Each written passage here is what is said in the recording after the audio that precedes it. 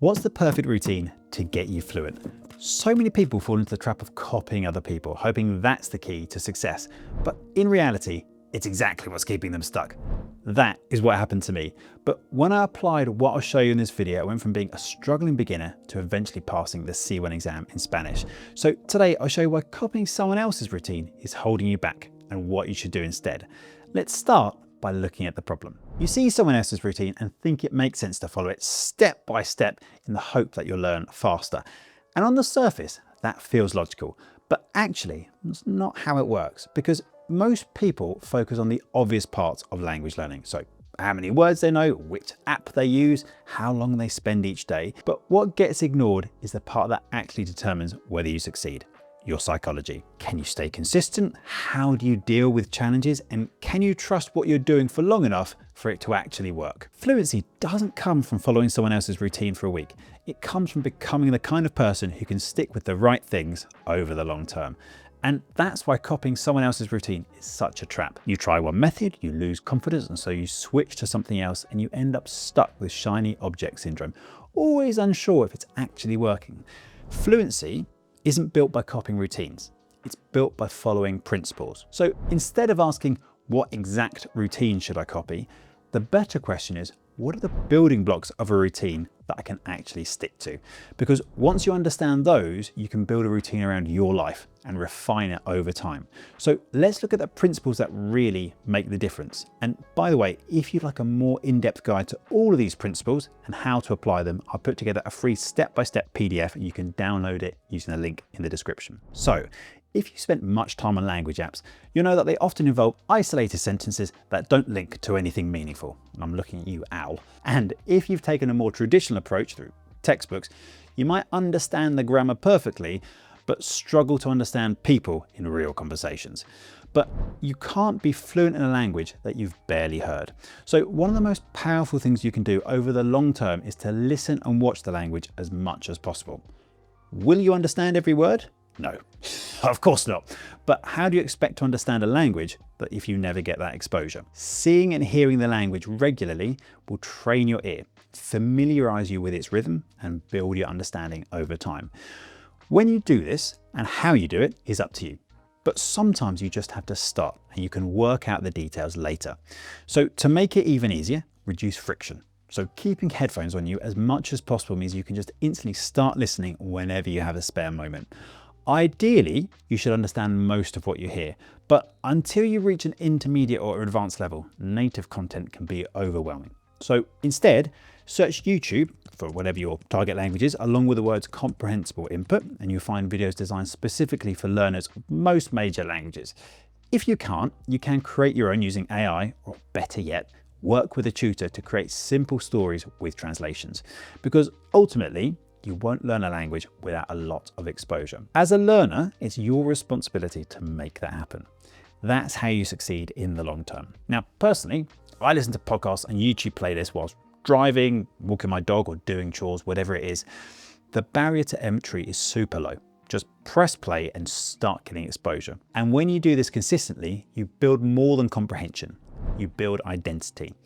You begin to see yourself as a committed language learner, and that is a powerful foundation. So don't rush to add everything to your routine at once. Just start by getting more exposure. And then when you're ready, you can add the next step. As you get more exposure to a language, something interesting happens. Words naturally come up again and again, and so you'll see the most common ones all the time. That natural repetition will help you to recognize and eventually remember them. But especially in the beginning, you won't always recall them when you need them. We know from decades of research that we forget things quickly unless we see them again soon after. So to remember words, we need repeated exposure. Now, the gaps between how often we need to see something before we forget it will get bigger over time, known as spaced repetition. And that repetition turns casual exposure into long-term memory. So in order to actually remember words, we need to see them multiple times. You can just be chill about it and say that you'll get it naturally from just enjoying content. And in fact, that might be optimal at first because it reduces the pressure you place on yourself to improve. Go slow at first to go faster long term. But eventually, it makes sense to think about adding a little bit more efficiency into the process. That's why so many people are fans of using flashcards. Now, personally, I don't use traditional flashcards, but they are an efficient way to combine that spaced repetition with what's called active recall. Active recall is when you're given a cue, like a word or a phrase, and then your brain has to retrieve it.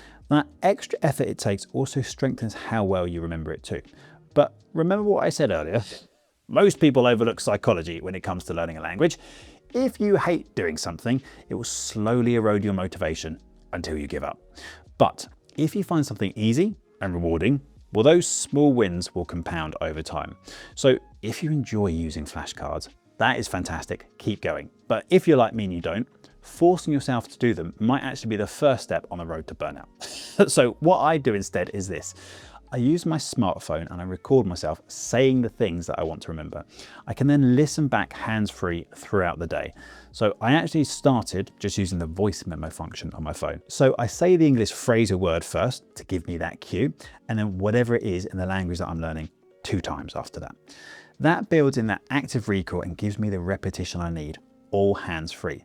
It is stupidly simple, but it works, and it makes long-term consistency much easier. You can just as well get your repetition using a pocket notebook or whatever works for you though, which links to the next principle that will help you. Just a reminder, if that step-by-step guide to applying these principles will be useful to you, you can download it in the link from the description below. So let's say you're watching a YouTube video and the word family comes up in the language you're learning. If you only see it once, what's the chance you remember it?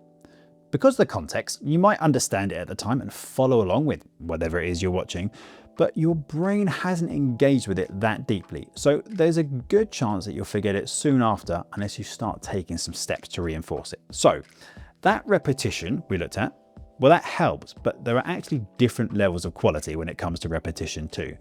If you repeat something over and over, but don't really engage with it, well, it still might not stick that well. Let's contrast that with having a conversation in the language you're learning, using whatever the word for family is, and then you maybe share your thoughts on it and what it means to you, and maybe tell some stories about your own family too. Because you've interacted using that word and engaged with it in a more meaningful way, the chance of you remembering it is much, much higher. So by starting to try and use the language in some way, your brain processes it at a deeper level, which is exactly what reinforces it and helps you to remember it long term. So how you do this for your personal routine is up to you, but the more deeply you process the language, the better it will stick. That might be starting to talk to yourself, however badly at first, maybe booking conversation classes, or even eventually something like journaling. Journaling is something I do, and it's one of the best habits I've started to develop. Honestly, starting to write in the language you want to learn is an absolute game changer, or at least it was for me personally. It might feel a little strange at first, and you might not be able to write that much initially, but there's no pressure to respond instantly like there is in a conversation. So, however works for you, the more meaningful engagement you have with the language, the better. Think of it this way: shallow processing, shallow memory; deeper processing, deeper memory. And that ties in with the next principle. I didn't used to worry about making mistakes when learning, and I thought things would just work themselves out. And they may have eventually. But the question is, how long do you want to wait? That's where looking to get feedback on your mistakes is super helpful. Feedback turns mistakes into progress, and that's data that helps you to improve. I did an experiment a while back where I asked my 2 tutors to correct every mistake I made whilst we were speaking. We did that multiple times a week for a month. By the end of it, I did make slightly fewer mistakes, but it broke up the flow of conversation, and because I was focused on what we were talking about, most of that feedback got forgotten.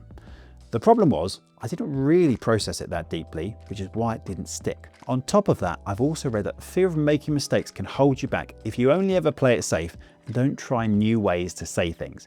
But getting feedback and trying to put it into practice will really help you sound more fluent. Now, I'm not talking about learning rules from textbooks or doing endless drills. It could be getting feedback from a tutor and then practicing it by talking to yourself whilst you're doing the chores, so there's zero pressure. Maybe you talk regularly with one of those AI tutors there are now and you get feedback that way. Whatever you do, actually using that feedback as much as possible will help it to stick and become more natural. For me, the perfect way to get corrections and reinforce them is to journal and then get feedback from an AI and then put those corrections into practice the next time I sit down to write. There's also more thinking time when you write, which helps me a lot. I know not everybody's a fan of using AI to learn, so you can totally work with a tutor if you prefer. But however you get your feedback, deliberately putting it into practice will make it stick so much better. Of all of the steps we've looked at so far, build them up gradually and then get used to them over time. But there is one ingredient in language learning that everybody overlooks, and it might be the missing piece of the puzzle. It's no wonder people give up on language learning if it only involves staring at an app or pages in a textbook. The idea of tapping away at a mountain of flashcards because someone on the internet said they're efficient doesn't really fill me with joy. With our desire to improve, it can be easy to lose sight of the fact that a language isn't just a stack of words that you have to memorize and regurgitate. Every language has history, culture, and stories. And without connecting with all of that, what's the point of learning a language anyway? That's why I think one of the best things anyone can do when it comes to learning a language is to make it come to life. So speak with native speakers and learn about the cultures connected to the language you're learning. How you do that is personal and in part dictated by where you live and what opportunities are local to you. One of the things that I did before I felt confident enough to start speaking Spanish was to do something called crosstalk. So I booked conversation classes online with tutors every week. They spoke to me in Spanish, but I only spoke back in English. That boosted my ability to understand the language without the stress of trying to speak it myself. And through those conversations, I was learning more about Spain and its culture and what life was actually like there. It's honestly an amazing way to learn a language. For you, that might mean watching travel vlogs where native speakers show you around their country, or maybe you find events local to you where you can interact with speakers of the language you're learning and then just see what happens. That takes the language out of the textbook and makes it feel real. You won't be worrying about perfect grammar, you'll be doing something far more meaningful. So fluency isn't built by copying someone else's routine. It's built by following the right principles and becoming the sort of person who shows up every day. And if you want to build your speaking skills so you can really enjoy those conversations that bring the language to life, then watch this video next.